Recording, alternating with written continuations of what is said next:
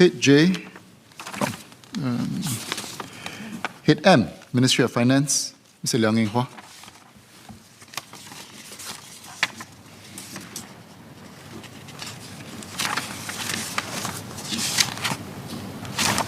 Mr. Chairman, I'd like to move that the total sum to be allocated for Head M of the estimate be reduced by $100.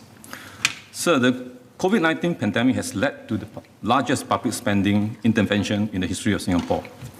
Over a series of budgets in FY 2020 and FY 2021, the government spent close to $100 billion, or almost 20% of GDP, in economic and social support, as well as public health management measures. Many of these support measures were implemented in a compressed timeline due to the urgencies of the situations, as well as to achieve timely impact. Now that the pandemic has entered into a more stabilized phase, can I ask if MOF would be reviewing whether the public spending have been effective and have achieved its intended outcomes? Have the controls and the governance procedure been adjusted or waived due to the exigency of the situations? Are there valuable lessons to learn as to how the public service can better manage future crises? How can we be more agile and nimble? And how can we achieve better outcomes with same or less resources? So the Job Support Scheme, JSS, and the Rental Support Scheme, RSS, have been the lifeline for many companies and workers at the depth of the pandemic crisis. Without these two schemes, we could have lost capabilities in some sectors of our economy and suffered severe economic scarring. While the economic outlook has improved this year, barring the situation in Eastern Europe, there are still businesses that are directly impacted by the pandemic, such as the tourism and the hospitality sectors.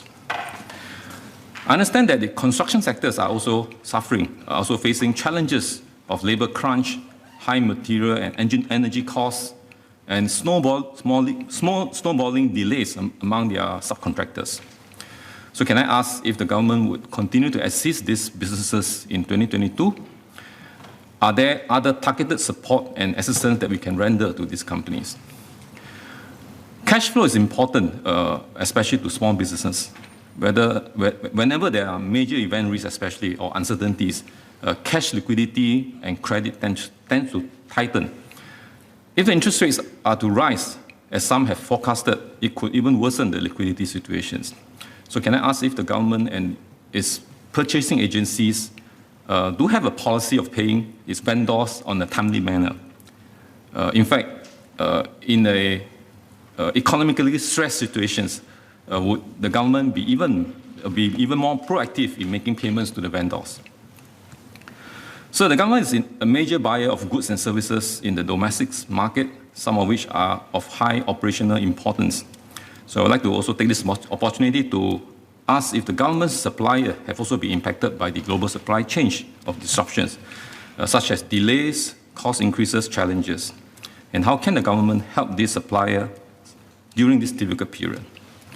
So Budget 2022 step-up focuses to build a fairer tax structure, uplift our low-wage workers, and transit to a low-carbon society. These are major shifts for the businesses and public to manage, to adjust, and to cope.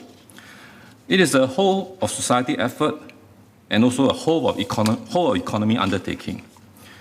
And how and what can MOF agencies, as well as the whole of government, do more to help and support businesses and the public in this whole transition? For example, in the area of procurement, where the public service now have new features in the tender specification to require vendors or suppliers to achieve progressive wage mark or to adopt sustainable practices. Thank you, sir.